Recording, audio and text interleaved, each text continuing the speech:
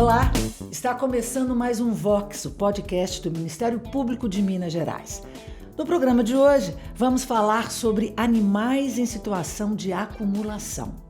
Aqui no estúdio está a promotora de justiça Luciana Imaculada de Paula, responsável pela Coordenadoria Estadual de Defesa dos Animais do Ministério Público de Minas Gerais. Promotora, seja muito bem-vinda ao Vox. Muito obrigada. Também conosco a professora da UFMG, Daniele Ferreira de Magalhães Soares. Professora, seja muito bem-vinda também. Muito obrigada. Bom, recentemente o Ministério Público lançou o guia Animais em Situação de Acumulação, Estratégias de Saúde Única para Atenção aos Casos. E vocês participaram da organização e publicação deste conteúdo. É um material bem completo, bem amplo, com mais de 400 páginas, bastante aprofundado. A gente vai falar especificamente dele daqui a pouco. Para começar a nossa conversa, o nosso bate-papo, vocês poderiam então esclarecer antes de qualquer coisa o que é a tal da acumulação de animais. É a primeira vez que eu escuto isso, eu confesso. Bom, acumulação de animais, ele é um termo relativamente novo na ciência, né? Tem 5 anos que a gente teve o primeiro trabalho publicado aqui no Brasil e cerca de 40 anos na literatura mundial, mas é um problema bem antigo e que, se a gente puder considerar, né, o sofrimento da pessoa que acumula, dos animais que estão em situação de acumulação e da comunidade ao entorno, né, que sofre os impactos desse transtorno, a gente pode falar que esse é um problema real e crescente de saúde pública aqui no Brasil. Então, são pessoas que, por empatia ou por questões pessoais, elas passam a adquirir uma quantidade grande de animais e elas têm uma dificuldade muito grande em se desfazer, por exemplo, como doação. Então, esses animais, eles não têm as características que a gente chama das 5 liberdades, eles não conseguem viver, né, livre de medo, de fome, de sede, conseguem expressar o seu comportamento natural e as pessoas não conseguem enxergar. Então, existe um transtorno psíquico em torno disso, já é conhecido desde 2013 na literatura como um transtorno de acumulação, mas nem todas as pessoas que acumulam têm o transtorno diagnosticado, né? E isso se torna contínuo se esse ciclo não for quebrado. E, infelizmente, nós não temos ainda uma política pública para o controle dessa situação de acumulação. Por isso, ela tem sido crescente no país. Os municípios, eles não têm conseguido enfrentar da maneira mais correta. E quem sofre, né, são as 3 pontas, os animais, a pessoa que acumula e a família ou a comunidade ali daquele entorno. Gostaria de complementar, promotora?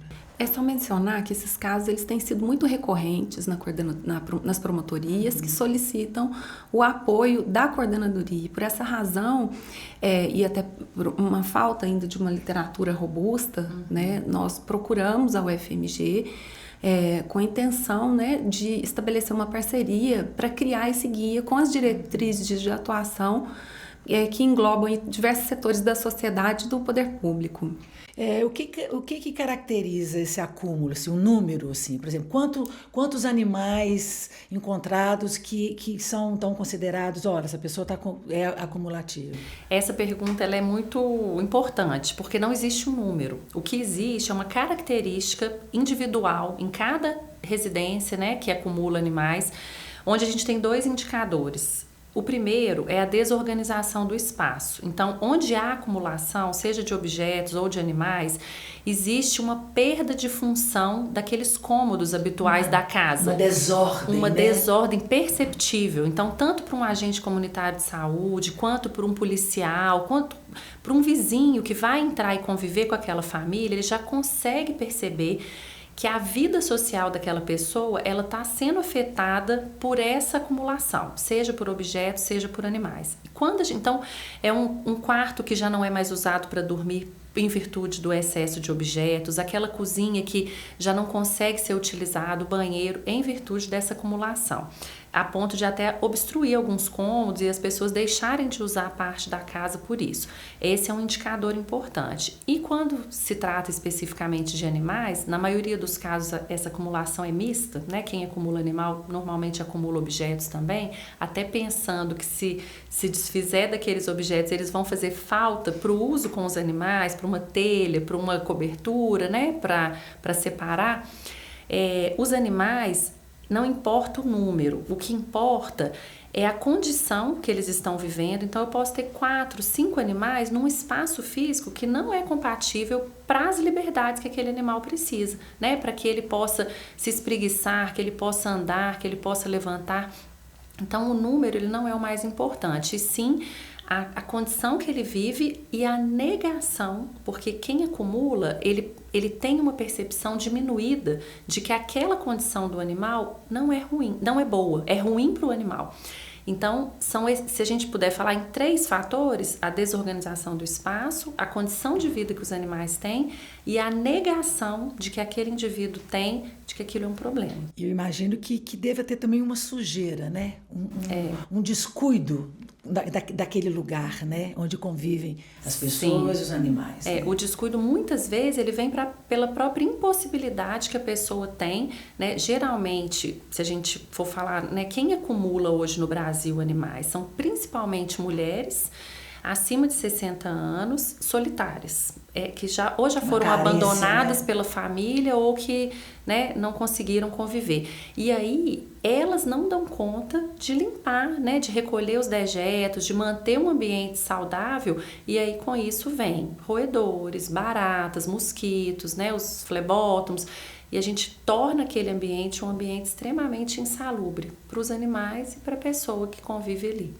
Promotora, e como que esses casos são descobertos? Geralmente, esses casos eles são apresentados na promotoria ou descobertos pela sociedade quando eles se tornam um problema visível.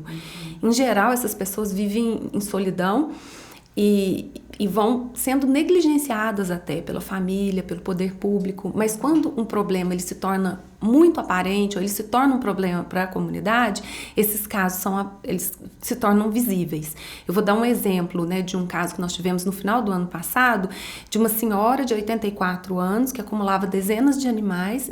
Ela não tinha o apoio de nenhum familiar conhecido, não tinha apoio do poder público. Em determinado momento, essa senhora teve um surto e saiu pelas ruas de Belo Horizonte sozinha, até que foi internado no hospital e veio a falecer. Então, aí o problema se tornou visível, porque nós tínhamos lá um quantitativo de animais, uma residência com muito lixo, com indícios aí de que poderia ser um locus para a criação de insetos que podem transmitir doenças, né, zoonoses. E aí, nesse momento, esse caso aparece para a promotoria, ele aparece para o município, né, e nos demandou até o ingresso de uma ação civil pública. Existem dados sobre a acumulação de animais no nosso estado? Existem muito poucos, né? Nós temos um estudo brasileiro mais robusto que foi feito em Curitiba, e esse estudo mostrou que 3,7% a cada 100 mil habitantes acumulavam animais naquele município. Era um dado extremamente superior aos estudos que a gente tem fora do Brasil. Os outros estudos que nós tivemos, principalmente no Sul e no Sudeste, eles são pontuais, pois eles analisam números de denúncias, quantos por cento dessas denúncias são de acumulação. Então, isso varia.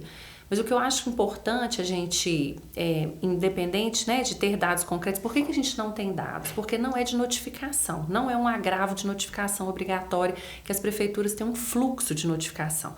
Como o serviço ele ainda é desorganizado por parte das prefeituras, né, de quem é a responsabilidade, é de quem cuida do humano, é de quem cuida do animal, de quem cuida do resíduo. Existe um conflito em quem assume esse caso e quem conduz. Por isso que o grupo do qual nós fazemos parte, ele tenta trazer para os promotores, para os prefeitos, um norte, né, um caminho a ser seguido. Por onde eu começo no meu município a entender o tamanho do meu problema, quantos casos eu tenho, qual que é o primeiro passo, quem são as pessoas-chave naquelas instituições, porque a gente inclui o Ministério Público, a gente inclui os clínicos veterinários, a proteção animal, quem deve fazer parte do que a gente chama de comitê, né? Um comitê intersetorial para atuar nos casos de acumulação. E aí, quando você pergunta da forma que as denúncias chegam, o que me vem muito à mente também, pela experiência que a gente tem acumulado, é que elas chegam também para a proteção animal. Então, os vizinhos, eles denunciam muito para a polícia, né? Chama a polícia por uma questão de maus tratos, aciona o Ministério Público, aciona, às vezes, a zoonose, os centros de controle de zoonoses, mas o que a gente tem visto é muitos pedidos nas redes sociais de pessoas que se solidarizam por aqueles animais em situação, né, de acúmulo e começam a pedir ajuda, pedindo vaquinhas virtuais, pedindo ajuda para alimentação. E é nesse cenário que a gente tem encontrado um caminho, inclusive, para atuar, que é trazer a proteção animal para perto do serviço público, né? Eles são quem estão recebendo nesse momento os pedidos de socorro, inclusive das próprias pessoas em situação de acumulação, que no desespero começam a acionar pelas redes sociais a proteção animal. Às vezes elas chegam primeiro do que o próprio serviço público, as próprias pessoas, quando ainda tem uma consciência, né, um nível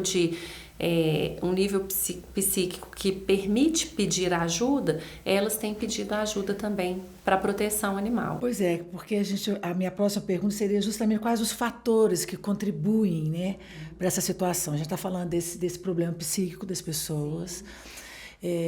Eu li também que o nosso país é um dos países que tem o maior número de animais abandonados nas ruas, né? Quais os outros fatores que a gente poderia elencar que contribuem para essa acumulação? Então, eu acho que a professora Daniele colocou uma questão que é central, que é a falta de definição no poder público para atuar nessas questões.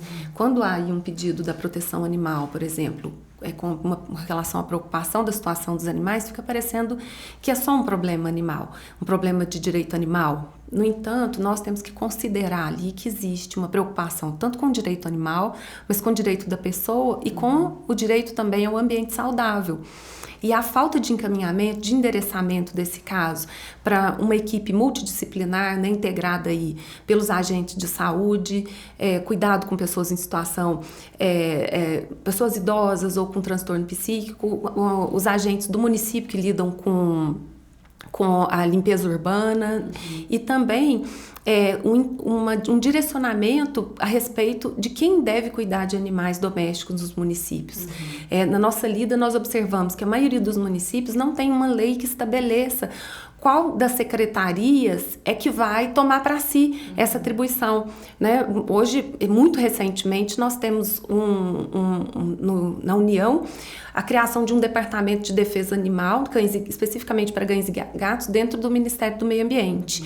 No estado de Minas Gerais, também a criação do departamento ou superintendência de proteção de animais domésticos ocorre também dentro do meio ambiente, mas a maioria dos municípios ainda não definiu. Então, quando se chega um caso desse, que é um caso complexo, exige um olhar multidisciplinar, muitas vezes o executivo ainda não está preparado para enfrentá-lo de uma forma integral.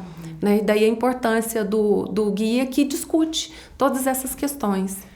Vocês estão me dizendo assim que há um longo caminho a ser percorrido, né, gente? Existe um atraso, né? É como se a gente tivesse que tirar um problema de debaixo do tapete, um problema que já existe há anos nos serviços e que esse problema, o que eu vejo também do ponto de vista prático? O serviço, por exemplo, de controle de zoonoses, que vai até uma denúncia dessa e por riscos de roedores, de insetos ou de doenças zoonóticas como a leishmaniose, a esporotricose, e a pessoa não abre a porta. Então a pessoa ela já tem uma resistência ao serviço público porque ela sabe que aquilo que ela vive ali é diferente do vizinho dela que tem um animal, do outro que não tem nenhum. Então, por si só, ela já vai se isolando, ela já começa a tampar seu muro, a fechar suas janelas. E nesse momento, quando a prefeitura vem e recebe uma recusa, o que acontece na maioria dos casos é que aqueles casos vão se encerrando do ponto de vista administrativo. Olha, tentei uma vez, tentei 2 vezes, tentei 3 vezes, é uma recusa. É tipo um abandono da causa. Exatamente. Assim, né? Então, outro setor precisa agir. Quem será esse setor? É a saúde humana? Né? É o meio ambiente? Isso ainda não está definido nos municípios. São muitas perguntas ainda sem as respostas. Sem as respostas. Né? E aí os anos vão passando, os animais vão piorando e as pessoas falecem. As pessoas morrem, as pessoas precisam ser hospitalizadas. E os animais? Os animais vão precisar de um atendimento. É nessa hora que as prefeituras ligam o sinal de alerta e falam, nossa, realmente nós vamos precisar de ajuda. Porque o que nós vamos fazer com 150 animais de uma hora para outra para levar para um abrigo público que não foi construído para isso e nem deveria ser, né? Aí começa os tiros para todo lado. Para quem que a gente vai pedir socorro? Então, a ideia é que a gente tenha uma fórmula, um caminho a ser testado, claro, porque é tudo muito novo, mas que ele possa antecipar esses desastres que a gente tem visto no momento. Então, como que afeta a sociedade, né, gente? Sem dúvida. E assim, muitas vezes a própria sociedade contribui de forma até inconsciente para o agravamento da situação, né, da pessoa em situação de acumulação. Porque, não raro, essas residências elas são vistas como pontos de abandono. Então, uma pessoa, às vezes, encontra uma ninhada ou quer abandonar uma ninhada, ela sabe que se deixar na porta de fulano, vai ser trazido para dentro de casa. Ou então, as pessoas sabem que aquela pessoa gosta de animais, encontra um animalzinho em outro lugar, leva para a pessoa e contribui com um saco de ração. Né? Então, ou até o poder público. Recentemente, em uma reunião com o município, nós falávamos sobre esse assunto e eu perguntei como que está o abrigo de fulano. E o município falou, não sei, tá mais ou menos, dando a entender de que assim, havia um problema, mas que aquela situação do abrigo, que ainda não é uma situação de acumulação, mas tem toda a característica de que pode potencialmente vir a ser, ela favorecia os interesses do município no sentido de que era um local que o município poderia levar animais vítimas de maus tratos, né, que eles têm que recolher, ou um animal, uma situação grave, que hoje tem uma mobilização social em torno, por exemplo, de um animal atropelado, né? Então, o município estava direcionando esses animais. Então, um alerta, né, para a sociedade, um alerta para o poder público de ligar o radar para essas pessoas que recebem animais sem nenhum tipo de condição ou filtro, porque nós podemos estar diante de um caso potencial de acumulação. A gente está falando mesmo de uma questão de saúde pública, né? Com certeza. Resumindo os 3 fatores, né, que a gente considera mais importantes como determinantes dessas situações, eu acho que já foi falado aqui, mas vale a pena a gente concluir. Número 1 é a superpopulação. A gente vive esse fenômeno, aumento de cães e gatos nos lares brasileiros. Pelo nosso estilo de vida, pelas pessoas hoje não quererem mais ter filhos, né, preferirem os animais, a verticalização das cidades, a urbanização, população envelhecendo e convivendo cada vez mais. Por um lado é bom, porque a gente tem os animais de estimação como companhia, mas o abandono ele se reflete na mesma proporção. Enquanto a gente aumenta animais domiciliados, a gente também aumenta o abandono, porque as pessoas ainda descartam, não consideram os animais, né, como seres que sentem, sofrem e precisam de cuidados. E aí, em paralelo, a gente tem um poder público que ainda não sabe como lidar com o excesso populacional nas ruas. A gente não tem ferramentas. A lei que proíbe a eutanásia de animais de rua, ela é muito recente. A gente tem 2 anos de uma legislação que foi um avanço no país, mas que passa a proibir que as prefeituras passem a carrocinha e recolham os animais para controle populacional. E o que fazer, então, com esse excedente? Se eu não posso mais eutanasiar, o que é maravilhoso, o que eu faço? Agora que os municípios estão acordando de que precisa ter um plano B, né? Precisa ter uma outra ação. E em terceiro lugar, a gente tem o hábito de vida social hoje das pessoas que não se importam com os seus semelhantes. Então, as pessoas que acumulam, elas começam a acumular com 20, 30 anos de idade. Só que elas são silenciosas. Elas catam à noite, elas recolhem silenciosamente e ninguém percebe. Com o passar dos anos, né, depois de 10, 20, 30 anos, as pessoas começam a falar, mas aquela pessoa ali, ela é meio perturbada, ela tem um probleminha porque ela gosta mais de bicho do que de gente. E até esse lado consumista de todos nós. Exatamente. Né, aquilo passa, a pessoa é muito consumista, ela gosta de comprar. Exatamente, de acumular, né? né? Então, esse isolamento, eu sempre falo isso nas aulas, assim, gente, quantas vezes vocês viram seus vizinhos idosos essa semana? Você já foi lá saber se ele está precisando de ajuda, se ele está doente, se ele está acamado? A gente não se preocupa. E esse jeito de viver que nós estamos vivendo atualmente vai fazendo com que esses casos se tornem cada vez mais silenciosos. E quando eles aparecem, né, se a gente for pensar em gatilho, quando a gente vê na literatura 20, 30 anos é a idade da pessoa que tem um potencial. Quais são os gatilhos que fazem essa pessoa se tornar uma pessoa em situação de acumulação? Geralmente são traumas, né? A literatura mostra que aquelas, principalmente mulheres, mas tem muitos homens também, eles perderam alguém, perdeu um pai, uma mãe que amava muito, perdeu um filho, um marido. Houve uma violência doméstica naquela casa, um assalto, e aquele gatilho faz com que a pessoa deixe de confiar nos humanos e passe a ter um excesso de amor, de compaixão pelos animais. Se isso for perceptível, por exemplo, dentro de uma equipe de saúde da família, que acompanha aquela família e já sabe que houve um trauma, que aquela pessoa tem animais de estimação, e aquela pessoa começa a ser acompanhada desde cedo por uma equipe multiprofissional de atendimento psicológico, psiquiátrico, muitos casos de acumulação deixariam de existir. E é claro que se o poder público tem uma política eficiente de controle populacional, para a gente não ter esse excesso de animais abandonados, isso também faz com que essas pessoas sofram menos. Não é né? nada isolado, né? Uma Nada, cadeia, tá tudo, né? conectado. Tudo conectado. É uma né? engrenagem, É uma engrenagem que depende de vários fatores para funcionar. A acumulação também se configura como maus tratos ou não? Então, essa pergunta é muito interessante, porque dificilmente nós vamos ter uma situação de acumulação sem que os animais estejam numa situação de maus tratos. A própria configuração dessa situação, ela reduz muito o nível de bem-estar dos animais. Mas o que nós precisamos avaliar é se a pessoa em situação de acumulação, ela tem uma vontade livre e intensa de praticar os maus tratos contra os animais. A literatura, ela traz a caracterização de pelo menos 3 tipos de pessoa em situação de acumulação. No tipo explorador, em que a pessoa tem algum tipo de vantagem, né, no acúmulo de animais, como por exemplo uma pessoa que reproduz animais para venda. Nesse caso, mais facilmente nós temos condição de encontrar o dolo dos maus tratos, aquela intenção deliberada de causar, de abusar do animal, de causar sofrimento psíquico ou físico, e aí nós entendemos que existe sim um crime de maus tratos. Mas na maioria dos casos nós identificamos os 2 outros tipos de acumuladores, que são o salvador com uma missão e o cuidador sobrecarregado. Nesses casos, o que nós observamos é que essas pessoas, elas compartilham o sofrimento com os animais. Então são pessoas assim que, assim como elas negligenciam os cuidados com os animais, elas também estão negligenciando a si mesmas e o espaço onde elas vivem. Nesse caso, dificilmente eu consigo enxergar, né, nos casos concretos em que já atuei, um dolo, uma intenção deliberada de causar o sofrimento dos animais. Aí nós trabalhamos com a hipótese de que não existe crime, embora os animais possam estar submetidos a uma situação de maus tratos.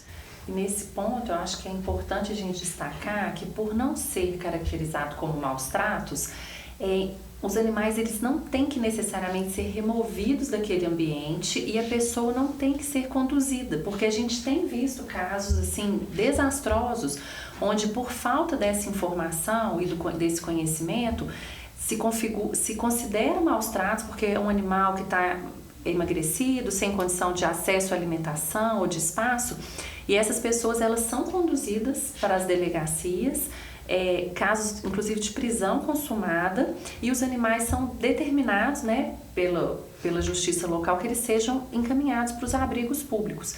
E o que a gente vê é que isso é muito pior, né? Os animais, eles saem de uma condição de vulnerabilidade e vão para uma muito mais grave, para um lugar desconhecido, sem estado sanitário. Muitos deles nunca tomaram uma vacina, né? Não tem comportamento para viver socialmente com outros animais. Até a adoção desses animais, ela é dificultada por esse estilo de tratamento que eles têm na casa da pessoa que acumula.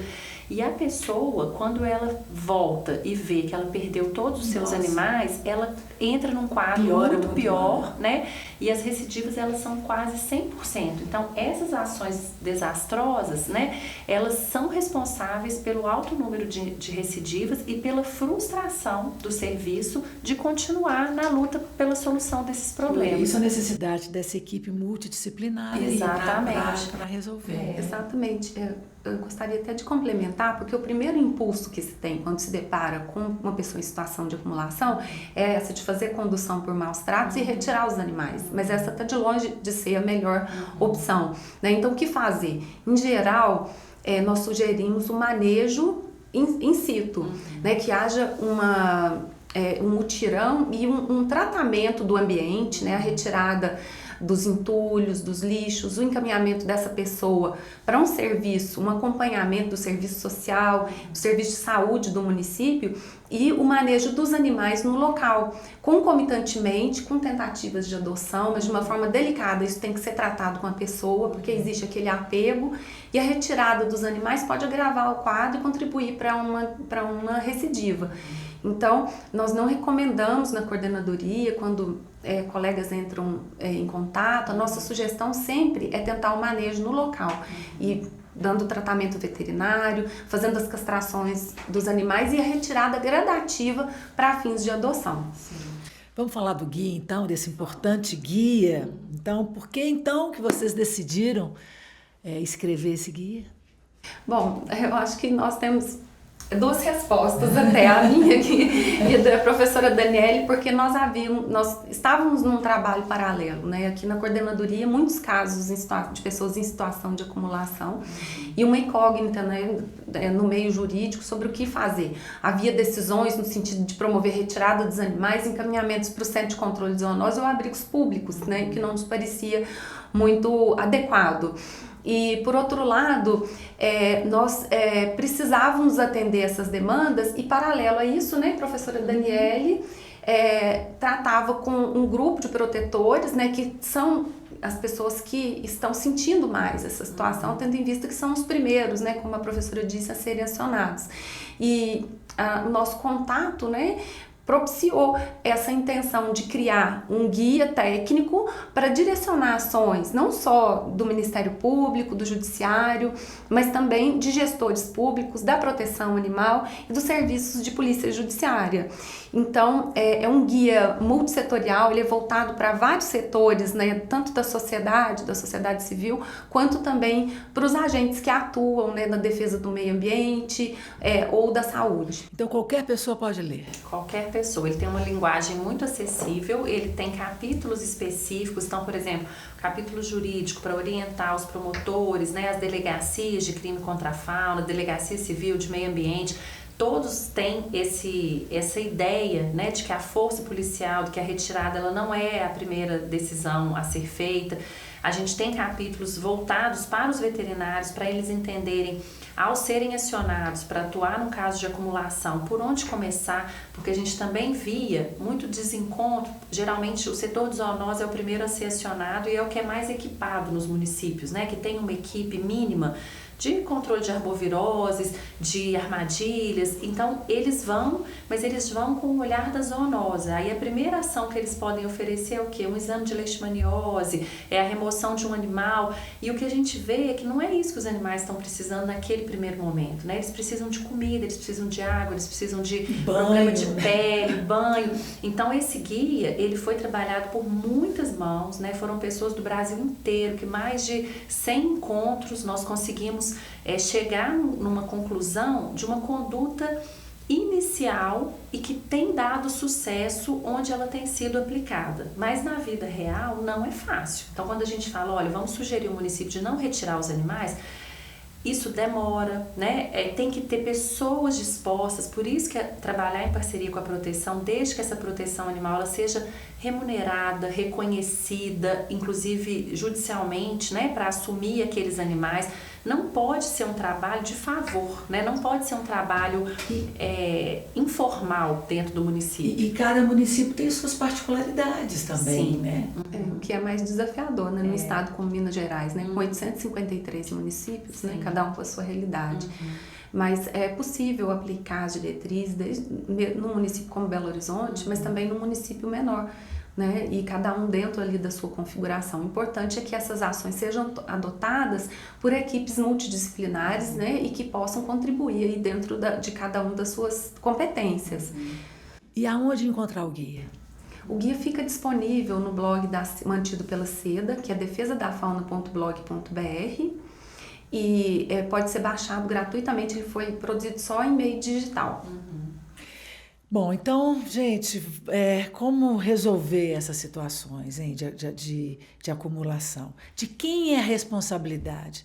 Ou essa responsabilidade ela é difusa? É uma responsabilidade compartilhada, né? Em primeiro lugar, a gente não pode deixar de assumir que é uma responsabilidade do poder público, porque a fauna que está fora dos lares, né, aquela fauna que está em excesso nas ruas, ela é responsabilidade do poder público. E a partir do momento que ela está com uma pessoa que também não está na sua situação de saúde completa, ela passa a ser uma responsabilidade do poder público e que traz risco de saúde também para o seu entorno. Mas ela não é só dele, como a doutora Luciana falou muito bem. Ela é de todos nós, né, que compramos animais e descartamos, que não temos empatia pelo outro, que do mesmo jeito que a gente denuncia um vizinho, a gente leva uma caixinha cheia de gato e coloca na porta dele porque a gente não quer assumir essa responsabilidade. Então passa a ser uma responsabilidade compartilhada. E por onde começar, existe um caminho, né? O guia, ele não é um passo de mágicas, mas ele traz um caminho a ser seguido, e o número 1 é entender que o problema existe, é não negligenciar algo que já está aí a olhos vistos para todo mundo ver. A gente entende que a gente precisa criar um comitê interno, cada município tem que ter o seu, ele não precisa ser sediado na saúde, nem no meio ambiente, o município vai decidir onde ele vai ser sediado. Aí o guia mostra quem são os atores principais, quem são os protagonistas desse comitê. A gente entende quem são a rede de apoio, que vai fazer parte também desse comitê. E o trabalho ele vai começar tanto preventivamente como apagando os incêndios que já existem naquele município, né? Atuando com recurso, com acordos que possam levar para essa sociedade a melhor saída para cada caso. Os casos, eles são individuais, né? Acho que a gente tem que também deixar isso muito claro. Não é o que funcionou num local que vai funcionar para o outro. Existe um caminho a ser seguido, mas ele tem que ser avaliado o tempo todo, porque cada pessoa é diferente da outra, né? Para fechar, então, gente, mais uma vez, como a gente pode denunciar casos de acumulação? Então, são várias portas abertas, né, para o cidadão. Ele pode procurar o setor de saúde do seu município, de meio ambiente, o próprio Ministério Público, né, e em casos mais gravosos até acionar as polícias, né, militar, polícia civil, para que se dê início a esse tratamento, né, vamos chamar dessa forma, né, para que esse caso se torne visível, né, e ele possa ser enfrentado da melhor forma. E eu gostaria, só com relação à pergunta anterior, de dizer que, em geral, quando esses casos são identificados, o Ministério Público tem adotado providências em face do município, inclusive judiciais, já havendo decisões do Tribunal de Justiça de Minas Gerais que reconhece a responsabilidade do município de adotar aquelas providências, inclusive assumir o cuidado dos animais. Como a professora Daniele disse, em muitos casos as pessoas elas falecem, só por isso aquele caso se torna conhecido, ou ficam muito adoecidos, precisam de ser internados. Nesses casos em que não há a possibilidade de contar com aquela pessoa em situação de acumulação, ela não tem condições mais de cuidar, de manejar, ainda que minimamente, aqueles animais, a gente tem acionado o município para que ele assuma, né, a responsabilidade e o tribunal tem reconhecido. Mas mesmo em caso em que a pessoa tem uma condição ainda de continuar no ambiente, de participar daquele trabalho, né, de redução do seu ali do número de animais, o poder público ele tem que ser chamado, né, para atuar nas mais diversas esferas, né, voltadas aí para a saúde mental da pessoa, a limpeza do ambiente e o oferecimento dos cuidados mínimos para os animais que estão ali. Promotora e professora, muito obrigada pela presença aqui no Vox, pelos esclarecimentos, parabéns pelo guia e voltem sempre. Muito obrigada. Muito obrigada, a gente que agradece. Este e outros episódios do Vox estão disponíveis no site do Ministério Público, nas principais plataformas de podcast e no nosso canal do YouTube. Muito obrigada e até breve.